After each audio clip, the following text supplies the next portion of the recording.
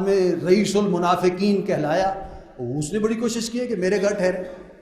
رسول اللہ صلی اللہ علیہ وسلم نے اگر یہ خود فیصلہ فرمایا تو بھی انسانی صلاحیتوں کی بہت کلائمیکس ہے، اور اگر وہی تھی تو اللہ تعالیٰ نے کر دیا کہ حضور نے فرمایا صلی اللہ علیہ وسلم کہ یہ میری اونٹنی جو ہے یہ آٹو پہ لگی ہوئی ہے، وہ اللہ تعالیٰ جہاں چاہیں گے یہ بیٹھ جائے گی اور میں وہیں قیام کروں۔ یہ بہت بڑا فیصلہ تھا، اور اس سے ایک بہت بڑی جنگ رک گئی، ورنہ مقابلہ ہو سکتا تھا۔ اور ہجرت سے یعنی قیام سے پہلے ہی جو ہے وہ اسلام جو ہے وہ آپس میں ٹکرا جاتا ہے۔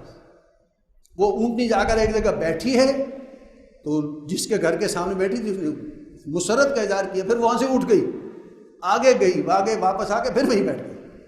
وہ حضرت ابو ایوب انصاری کا گھر تھا رضی اللہ تعالیٰ عنہ۔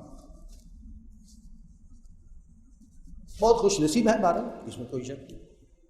حضور نے وہاں 6 مہینے اس گھر میں قیام کیا ہے، اور اس 6 مہینے کے دوران 2-3 کام ہیں جو حضور صلی اللہ علیہ وسلم نے اہم کیے ہیں۔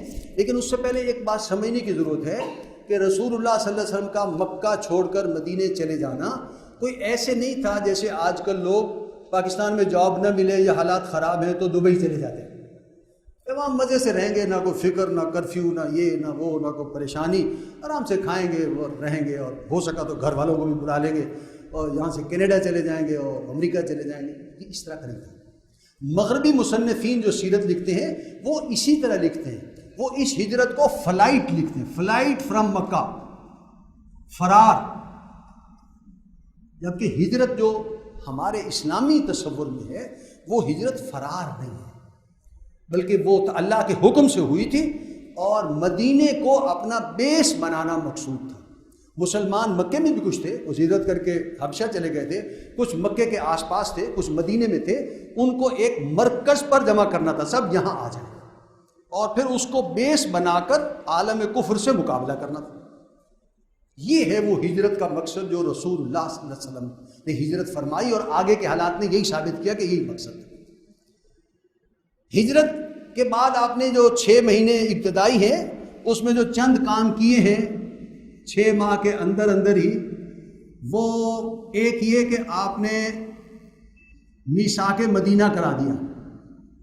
آج کل یہ لفظ اخباروں میں اور میڈیا میں بہت آتا ہے۔ مدینے میں 2 مقامی قبیلے تھے، ایک اوس اور ایک خزرج، دونوں مسلمان ہو گئے تھے، لہذا وہ حضور کے جانثار تھے۔ ایک اینٹی جو تھی وہ مہاجرین کی تھی، وہ مکہ سے ہجرت کر کے آئے تھے یا مدینے سے باہر کے، وہ ویسے ہی حضور کے جانثار تھے، وہ آئے اس لیے تھے کہ اللہ کے رسول نے کہا گھر بار چھوڑ کے آ جاؤ، تو ہم تو تیار ہیں، جو حکم دیں حاضر ہیں۔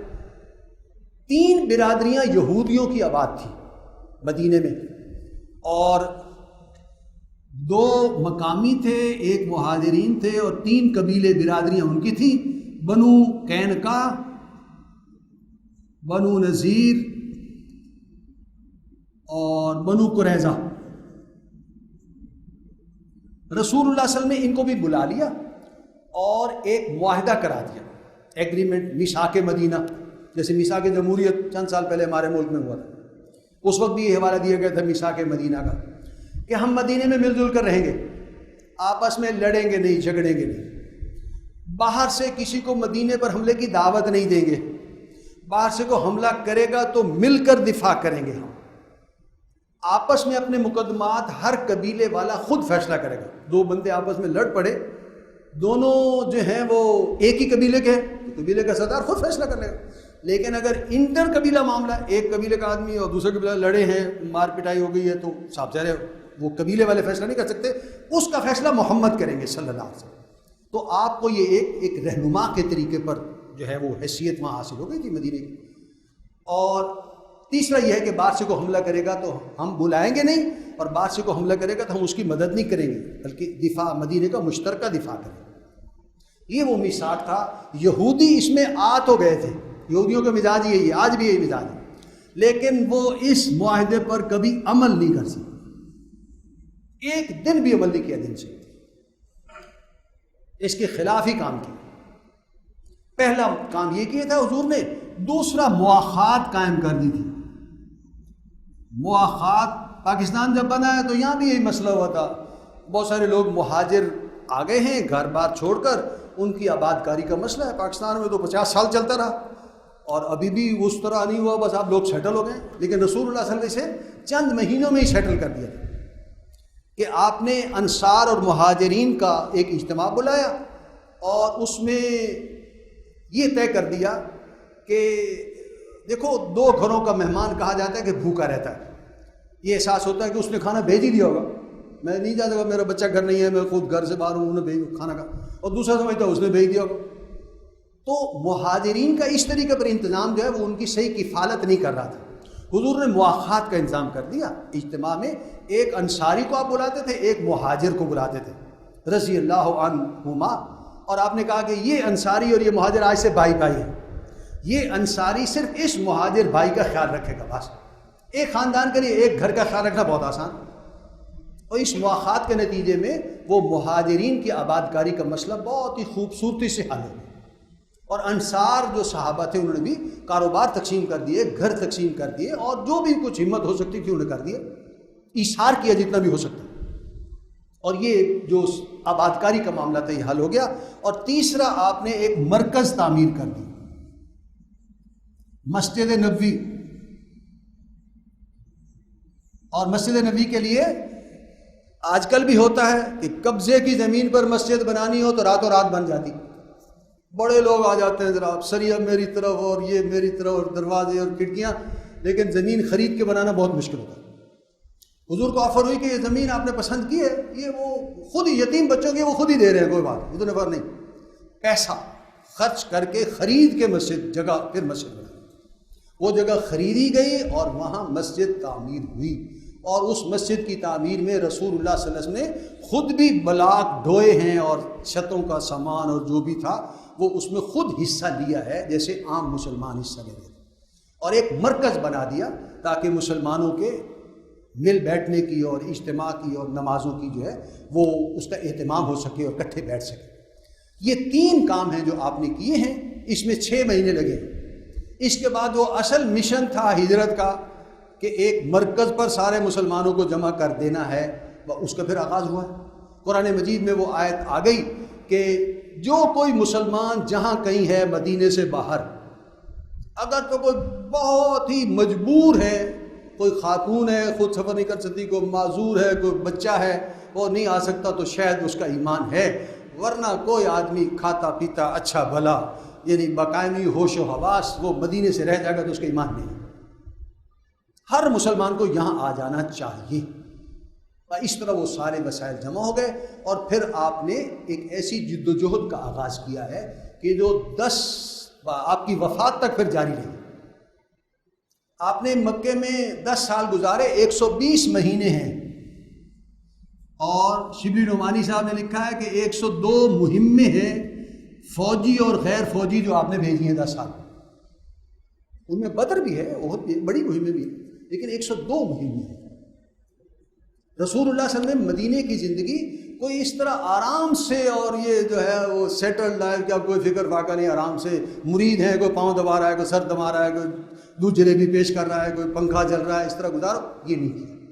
بہت ہی ایک مہماتی زندگی آپ نے گزاری، اور سیرت النبی کا مطالعہ کریں گے تو ہمیں اندازہ ہوگا کہ جو ہمارا تصور ہے نا ایک رہنما کا یا سیاستدان کا یا دین کے خادم کا، وہ تصور بالکل مختلف ہے، اور رسول اللہ صلی اللہ علیہ وسلم کا تصور جو آپ کی سیرت سے ظاہر ہوتا ہے وہ بالکل ہی مختلف ہے۔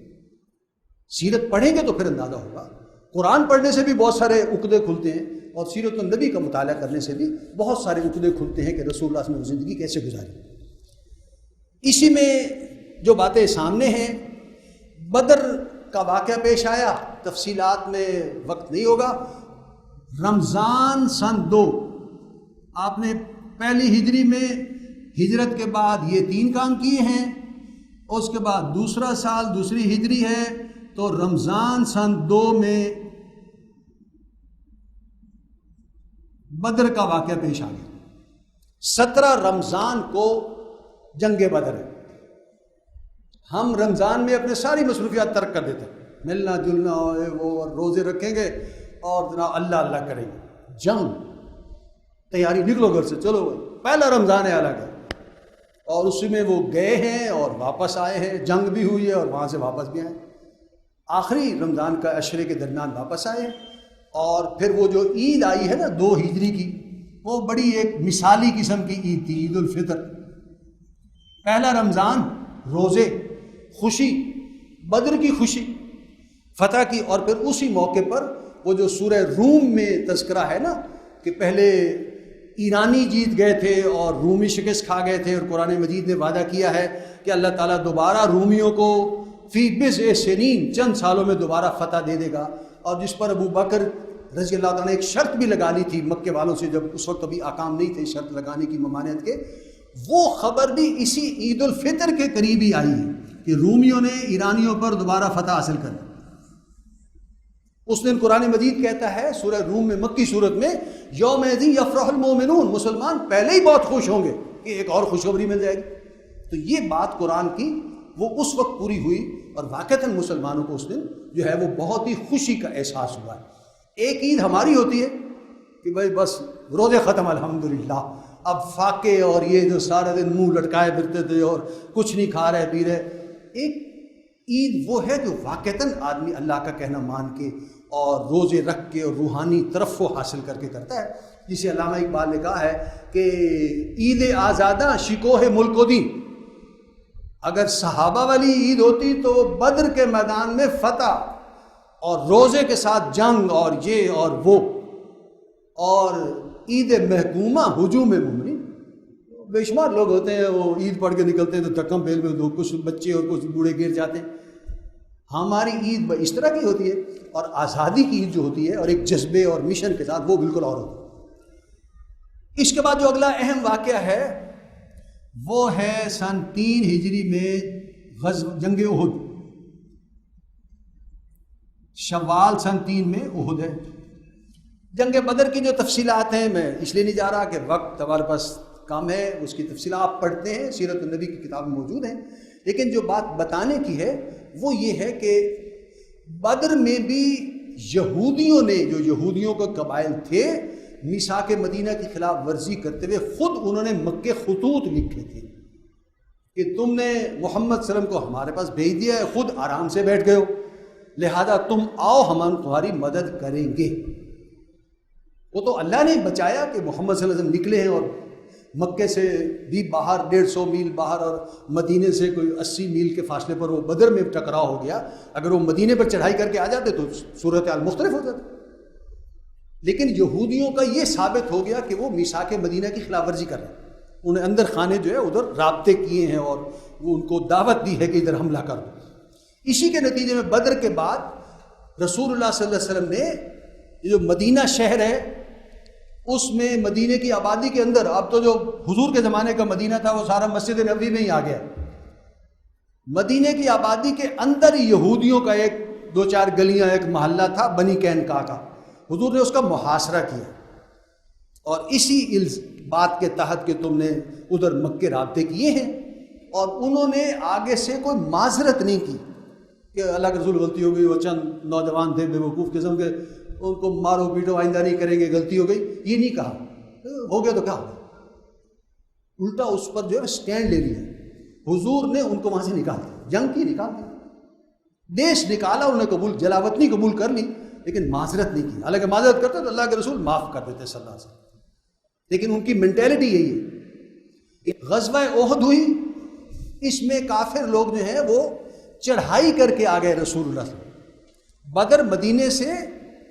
باہر ہوئی تھی، بدر مدینے سے اور مکے سے 150 میل اور مدینے سے 80 میل، وہاں مقابلہ ہوا تھا، جبکہ اگلے سال وہ جنگ بدر کی ذلت اور شکست کے نتیجے میں جو ان میں خون کھول رہا تھا، 3000 بندے لے کر وہ مدینے آ گئے، پہلے 1000 لائے تھے بدر میں، اب 3000 بندوں کے ساتھ آ گئے تھے، اور جسے دیہاتی زبان کی اصطلاح میں کہتے ہیں گھر مارنے آ گئے تھے، چڑھائی کر کے گھر پہ آ گئے تھے، وہ مار دیتے ہیں تو، اور مسلمان صاحب ظاہر تھوڑے تھے، حضور صلی اللہ علیہ وسلم نکلے 1000 بندے لے کر اور رات احد پہلے دور تھا مدینے کی آبادی سے، اب تو مدینے میں آ گیا ہے، رات باہر گزاری ہے تو 300 منافقین واپس چلے گئے، اس زمانے احد کے دور میں بھی 1000 مسلمانوں میں سے 300 ایسے تھے کہ جو واپس چلے.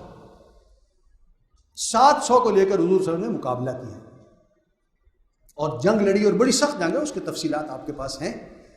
اور حضور صلی اللہ علیہ وسلم خود زخمی ہوئے، آپ زمین پر گر گئے، آپ کی شہادت کی خبر مشہور ہو گئی. سارے واقعات اسی کے. 70 مسلمان مارے گئے، 700 میں سے 70. ہر 10واں آدمی جو ہے وہ شہید ہو گئے. چھوٹی سی بستی تھی مدینے میں، 70 لاشیں ایک دن میں. کافر چلے گئے، مسلمانوں نے ان کا پیچھا بھی کیا، ان کو بھگایا بھی ہے، لیکن یہ ایک بہت بڑا واقعہ ہو گیا. اور منافقوں کو باتیں کرنے کا موقع مل گیا کہ بدر میں جس اللہ نے آپ کی مدد کی تھی وہ اب کہاں تھا، معاذ اللہ، آپ کو یہاں کیوں فتح نہیں ہوئی. قرآن مجید میں سورہ آل عمران میں اس کو بڑے تسلی کے انداز میں اللہ نے اس پر تبصرے کی. اور پھر آپ یہ بھی سوچیں کہ 700 آدمی رسول اللہ صلی اللہ علیہ وسلم کے ساتھ احد کے میدان میں جنگ کر رہے ہیں، اللہ کے رسول بھی موجود ہیں، اور 300 آدمی جو چلے گئے تھے وہ مسجد نبوی میں وہ اعتکاف کر رہے ہیں اور اللہ اللہ کر رہے ہیں اور ظہر کی نماز پڑھ رہے ہیں اور عصر پڑھ رہے ہیں، اور صاف ظاہر ان کی نہ نماز قبول ہے نہ روزہ قبول.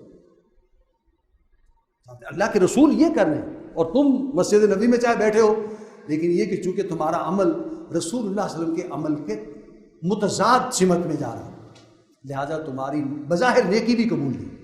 نیکی تو وہ ہے جو اللہ کے رسول صلی اللہ علیہ وسلم کے احکام کے مطابق ہوگی، اس کی روشنی میں ہوگی، اس کے تابع ہوگی، تبھی نیکی شمار ہو سکتی ہے. اس جنگ میں بھی یہود کا عمل دخل ہے. وہی جو احد کے میدان میں بات تھی وہ یہاں بھی تھی کہ تم آؤ ہم تمہاری مدد کریں گے. اور جنگ احد ختم ہوئی، کافر چلے گئے. رسول اللہ صلی اللہ علیہ وسلم نے مدینے کے باہر آبادی تھی بنو نذیر کی، اس کا محاصرہ کیا ہے. سورہ حشر میں اس کا ذکر ہے 28ویں پارے میں شروع میں ہی.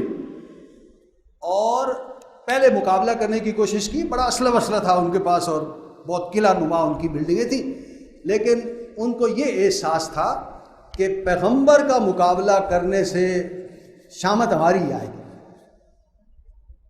ڈاکٹر اسار صاحب بھی شاید مثال دیتے تھے کہ چھری خربوزے پر گرے تب بھی خربوزہ ہی کٹنا ہے، اور خربوزہ چھری پہ آگے گرے تب بھی خربوزہ ہی کٹنا ہے، چھری کا تو کچھ نہیں جائے گا. تو رسول کا مقابلہ جو ہے وہ تو بہرحال، وہ رسول نبیوں کے ماننے والے تھے نا، پیغمبروں کی تاریخ سے واقف تھے، لہٰذا انہیں ہتھیار ڈالے. اور ہتھیار ڈال کے بھی یہ نہیں کہا کہ ہم معافی مانگتے ہیں غلطی ہو گئی، بلکہ وہ جو ہے کہ شکست قبول کر لی.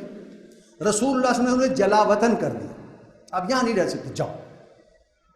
اور ان کو جو معاہدہ لکھا گیا اور جو فیصلہ کیا گیا یہ کہ آپ اپنی، آج کی اصطلاح ہے کہ جو موویبل پراپرٹی ہے وہ ساری لے جائیں، منقولہ جائیداد لے جائیں، اور غیر منقولہ اموویبل پراپرٹی ساری چھوڑ دیں. تو ٹھیک ہے لے جا رہے. اور اس میں وہ جو ہے وہ سورہ حشر میں نقشہ کھینچا گیا کہ وہ یہودی چونکہ پیسے والے تھے اور بہت قیمتی گھر انہوں نے بنائے ہوئے تھے، اور یہ شتیر بھی خالص دیار کا ہے اور یہ فرنیچر بھی خالص دیار کا ہے اور یہ بھی بڑی قیمتی کھڑکی ہے اور یہ فرنیچر بھی ہے، وہ اپنے مکان خود گرا رہے تھے اور ساتھ لے جا رہے تھے. اللہ تعالیٰ نے فرمایا فَاعْتَبِرُوا يَا أُولِي الْأَبْصَارِ، بے وقوفو اگر تم میثاق مدینہ کا لحاظ کر لیتے اور دشمنوں کو کے ساتھ ربط ضبط نہ رکھتے تو اپنے مکان اس طرح خود برباد کر کے تو جلاوطنی نہ ہوتی نا. لیکن یہ کہ وہ نہیں کرتے، جلاوطنی قبول کر لی لیکن نہ معذرت کی نہ اپنی غلطی تسلیم کی اور چلے گئے. بہت سارا مال غنیمت رسول اللہ صلی اللہ علیہ وسلم کا ہاتھ ہے. اس کے بعد جو اہم جنگ ہے وہ ہے جنگ خندق، وہ 5 ہجری کی ہے. جنگ خندق میں سب سے زیادہ خوفناک صورتحال پیدا ہو گئی کہ مکے والوں کو پہلی 2 جنگوں کا بھی یعنی دل میں ایک تھا کہ ہم کچھ کارنامہ نہیں انجام دے سکے، اپنا مقصد حاصل نہیں کر سکے، اور اب مقصد حاصل کرنا چاہیے. لہذا مکے والے خود بھی اور جو بھی کعبے کے لحاظ سے اور کعبے کے متولی ہونے کے لحاظ سے پورے عرب میں ان کا اثر و رسوخ تھا، دوسرے قبائل کو بھی کہا ہے کہ آپ ہماری مدد کرو. اور یہودیوں نے بھی اندر سے، بنی قریظہ باقی تھے، انہوں نے کہا کہ ہم بھی آپ کی مدد کریں گے. سورہ احزاب میں ہے کہ مکے سے بھی لشکر آیا تھا اور دوسرے علاقوں سے بھی مدینے کی طرف لشکر جو ہے وہ بڑھے تھے، نیچے سے بھی اور من فوق کو اوپر کے علاقے سے بھی آئے تھے. اور انہیں طے یہ کیا تھا کہ مدینے میں پہنچ کر مدینے میں گھس جائیں گے. چھوٹی سی بستی ہے، بس سارا لشکر مدینے میں گھس جائے گا، گلی گلی اور گھر گھر جو ہے وہ گھس جائیں گے، اور توڑ پھوڑ اور یہ اور وہ موب جو ہوتا ہے اس کے آگے تو کوئی رک نہیں سکتا۔ لہٰذا جو مقصد ہے کہ محمد صلی اللہ علیہ وسلم کو معاذ اللہ قتل کر دیں گے، ان کے جو سر برگزیدہ اور سر بارآوردہ لوگ ہیں ان کو ختم کر دیں گے، اسلام کا خاتمہ کر دیں گے۔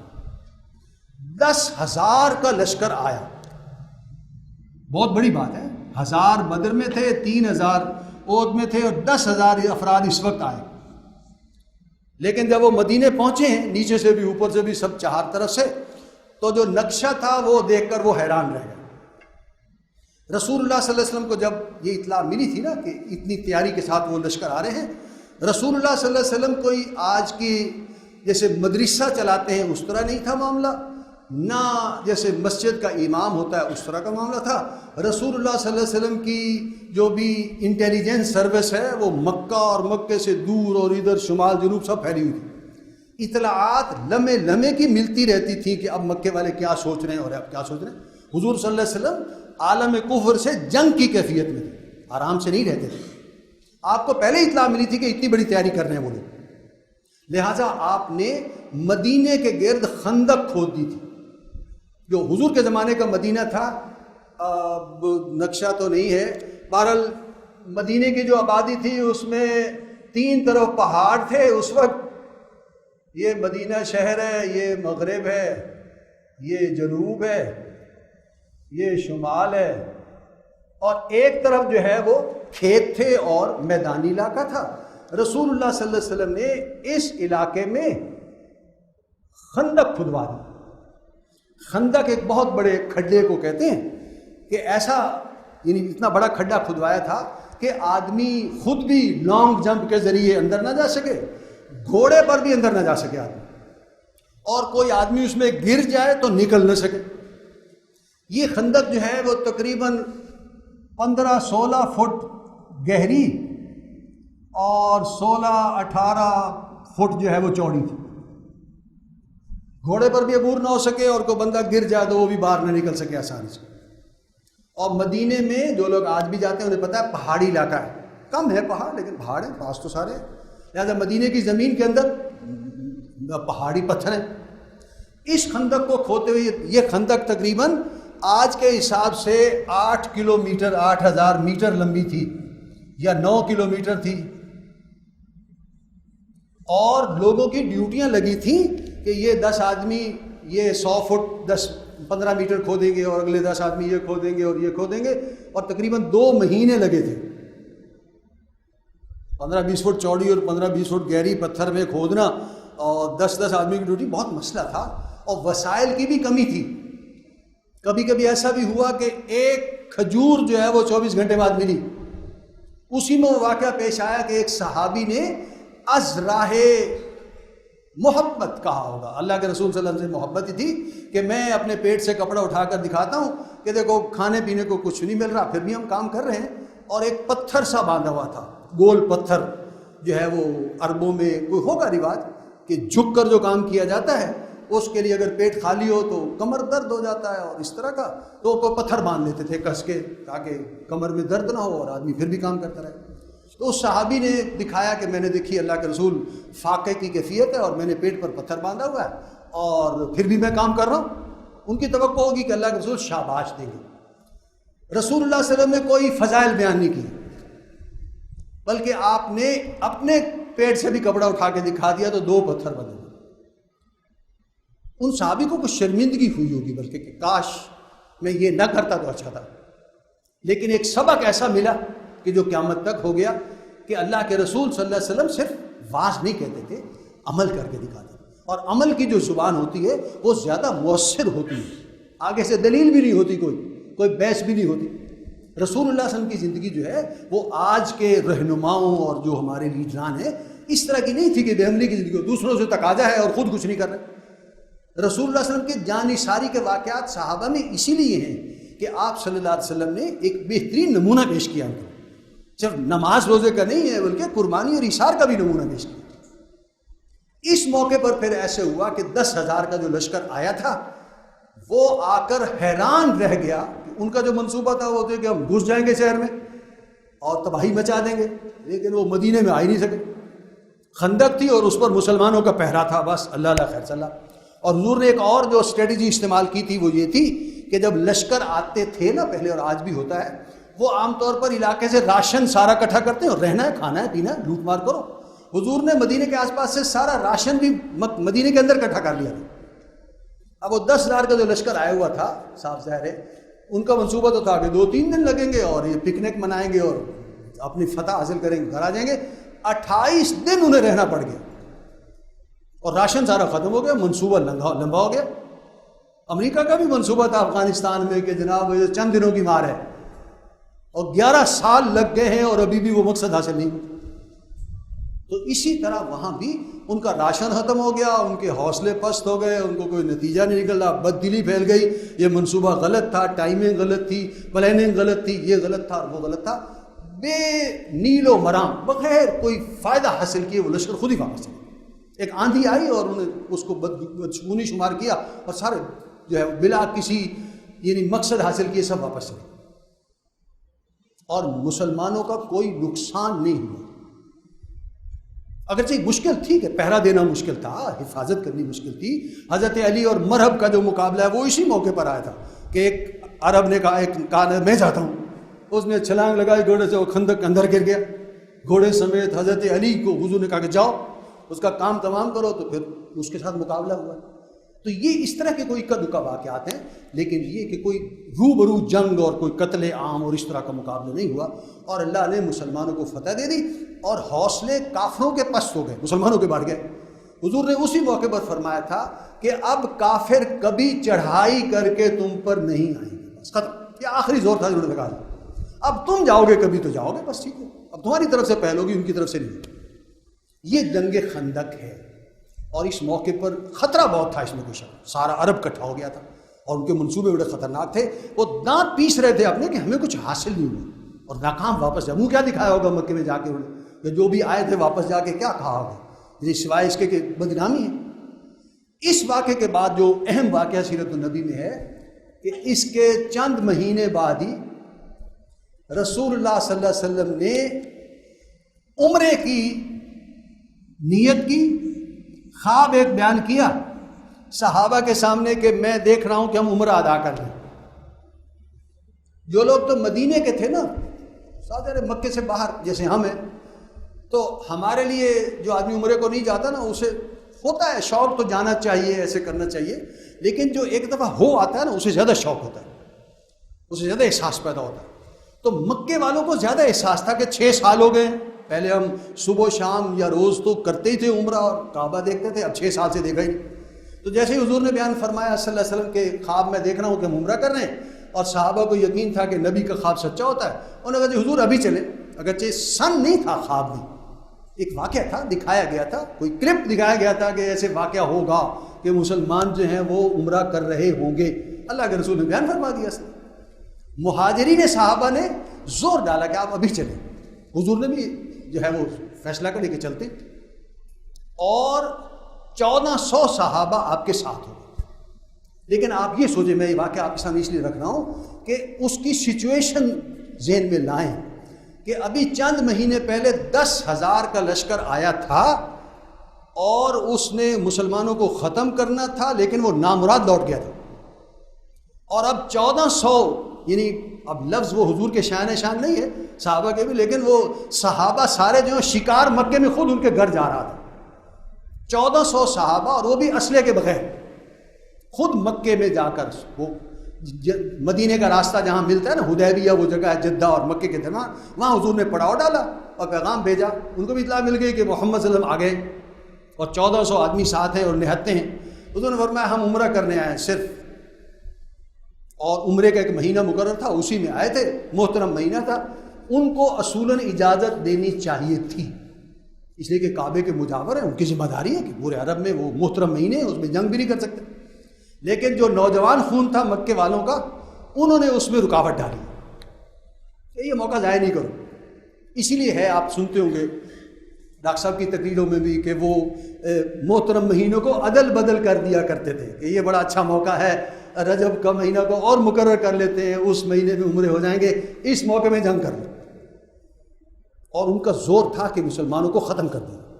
اپنی گلی میں تو کتا بھی شیر ہو جاتا، گھر آئے ہوئے دشمن تھے اور مارو ان کو بس. لیکن رسول اللہ صلی اللہ علیہ وسلم کی جو بھی گفتگو تھی اور جو بھی نتیجہ نکلا وہ یہ تھا کہ جنگ نہیں ہوئی، بلکہ مسلمانوں کا جو ایثار اور قربانی اور حضور صلی اللہ علیہ وسلم کے ساتھ ایک والہانہ محبت تھی کہ حضور کا ہر کہنا مان رہے تھے. کافر کوشش کر رہے تھے کہ مسلمان وائلنٹ ہو جائیں، وہ غصہ دلانے کی کوشش، یہ کوئی ایک بندہ بھی ہمارا ہاتھ اٹھائیں اور زخمی کریں اور ہم کے سارے مار دیں گے، جواز مل جائے گا. لیکن رسول اللہ صلی اللہ علیہ وسلم کی تربیت وہ جو ہے نا پیسیو ریزسٹنس، کہ برداشت کرو اور کوئی جوابی کارروائی نہ کرو. صحابہ نے کوئی جوابی کارروائی نہیں، حالانکہ وہ بڑا غصہ دلاتے رہے. اس کا نتیجہ یہ نکلا کہ ایک معاہدے پر گفتگو ختم ہو گئی. معاہدہ یہ ہوا کہ اس سال آپ عمرہ نہ کریں، واپس چلے جائیں، اگلے سال آئیں، اور مکے کے جو سردار ہیں وہ پسند نہیں دیکھ نہیں سکتے، برداشت نہیں کریں گے کہ وہ مکے میں موجود ہوں اور مسلمان عمرہ کریں. لہٰذا ہم طائف چلے جائیں گے، کہیں چلے جائیں گے، آپ آئیں، ایک ہفتہ رہیں اور عمرہ کریں، اور بس ٹھیک ہے، اس سال نہ کریں، اگلے سال آ جائیں. اور 10 سال کے لیے کوئی جنگ نہیں ہوگی مسلمانوں اور کافروں میں، نو وار پیکٹ. اور کوئی مکے کا آدمی مدینے جا کے مسلمان ہوگا تو واپس کرنا پڑے گا، مدینے کا کوئی آدمی جو ہے وہ مسلمان ہوگا مکے آ جائے گا تو ہم واپس نہیں کریں گے. اس طرح کی کوئی شرائط تھی، لیکن حضور نے وہ ساری قبول کر لی. اور یہ معاہدہ دراصل اس بات کی نشانی تھی کہ مکے والوں کے پاس اب مسلمانوں کو مقابلہ کرنے کے لیے جان نہیں ہے، تبھی تو نو وار پیکٹ کر رہے ہیں، ورنہ کیا کرنے کی ضرورت ہے. اور یہ 10 سال کا ابتدائی طور پر معاہدہ تھا. سورہ فتح کی ابتدائی آیات، پہلی آیت میں اسی کا تذکرہ ہے.